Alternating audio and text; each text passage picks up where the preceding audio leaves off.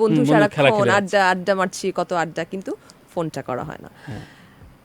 এই যে আমি আবারও বললাম, এই প্রশ্নের মানুষ আমি না, কারণ আমি যাদের সাথে কাজ করি তাদেরকে তো আমরা একটা ডিসকাশন হয়, বাট আমি যখন অন্য কারোর কাজ দেখি, আপনি দেখবেন প্রত্যেকের মেসেঞ্জারে আমার একটা মেসেজ থাকে। তোমরা নিজেরা প্রশংসা করতে খুব কৃপণতা পোষণ করো, ইন্ডাস্ট্রি। আমি যখন জিজ্ঞাসা করি, আমি রেফারেন্স ধরে বলি, যেমন মনপুরার নাকি 6 মাস পরে কোন একজন তারকা চঞ্চলকে ফোন করে থ্যাঙ্কস জানাইছে। এই 6 মাসে নাকি সারা বাংলাদেশ ফোন করে ফেলছে। দেখা কিন্তু কোনো ইন্ডাস্ট্রির কেউ বলেনি। ইন্ডাস্ট্রির একজন মানুষ তাকে ফোন করে বলে নাই যে খুব ভালো কাজ করে ফেলছিস। যাদের সাথে কাজ আমি করছি না, অন্য প্রোডাকশন, সেখানেও আমি আপনি দেখবেন তাদের মেসেঞ্জারে গিয়ে আমার একটা টেক্সট আছে যে ইউ ডিড ওয়েল। এমনি তো খুব মজা অফিশিয়ালি লাগলো, খুব ভালো লাগলো। অফিশিয়ালি কয়েকটা নাম শুনে না যে রাত ৮টা with তানভীর তারেক। যে বন্ধুত্বের কথা আমি ভুলে গেছিলাম, সেটা হচ্ছে তোমরা নিজেরা প্রশংসা করতে খুব কৃপণতা পোষণ করো, ইন্ডাস্ট্রি। আমি যখন জিজ্ঞাসা করি, আমি রেফারেন্স ধরে বলি, যেমন মনপুরার নাকি 6 মাস পরে কোন একজন তারকা চঞ্চলকে ফোন করে থ্যাঙ্কস জানাইছে। এই 6 মাসে নাকি সারা বাংলাদেশ ফোন করে ফেলছে। দেখা কিন্তু কোনো ইন্ডাস্ট্রির কেউ বলেনি। ইন্ডাস্ট্রির একজন মানুষ তাকে ফোন করে বলে নাই যে খুব ভালো কাজ করে ফেলছিস। এই যে একটা ইন্ডাস্ট্রিতে আমরা বেঁচে থাকি, কাজ করে যাচ্ছি, হা হা হি করে যাচ্ছি, এবং বন্ধু বন্ধু বন্ধু খেলা সারাক্ষণ খেলে আড্ডা আড্ডা মারছি, কত আড্ডা, কিন্তু ফোনটা করা হয় না। হ্যাঁ।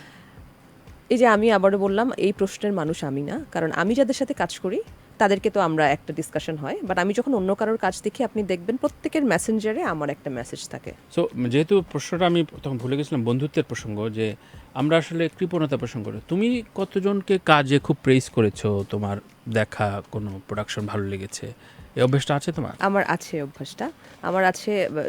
যাদের সাথে কাজ করি তাদের সাথে তো কথা হয়, যাদের সাথে কাজ আমি করছি না, অন্য প্রোডাকশন, সেখানেও আমি আপনি দেখবেন তাদের মেসেঞ্জারে গিয়ে আমার একটা টেক্সট আছে যে ইউ ডিড ওয়েল। এমনি তো খুব মজা অফিশিয়ালি লাগলো, খুব ভালো লাগলো। অফিশিয়ালি কয়েকটা নাম শুনে না যে আমি এই কাজগুলো ভালো লেগেছে। সেদিনই ওই যে আমাদের আত্মী আছে না, খুতের আত্মী, তার গান করলো কোক স্টুডিও বাংলার হাসিব মাহমুদ আর ইমন চৌধুরীর যে গানটা,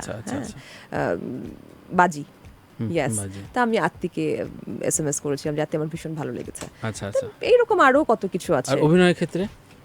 অভিনয়ের ক্ষেত্রে তো আমার কাছেরগুলি, এখন কাছেরগুলি তো চঞ্চল ভাইকে বলছি, বর্ষণকে বলছি, এরা তো কাছের মানুষ, তো এদেরকে আসলে বলাটা না বলাটা একই জিনিস।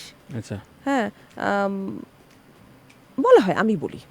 আচ্ছা, বলা হয়, আমি বলি এমনিতে। এবং আমার এটার কোনো প্রিজুডিস নাই যে আমাকে বলেনি, আমাকে তো কোনোদিনও কখনো প্রেইজ করেনি, আমি কেন করব না, আমার এটা নাই। আমার কাছে ভালো লাগলে আমি SMS করে দিই।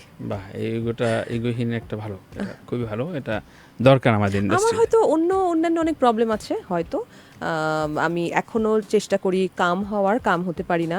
আমি এখনো জাজমেন্টাল হয়ে যাই, মানুষকে জাজ করে ফেলি, চেষ্টা করছি কন্ট্রোল করার, বাট এই ইগোর এইসব বিষয়গুলি আমার নাই। আচ্ছা।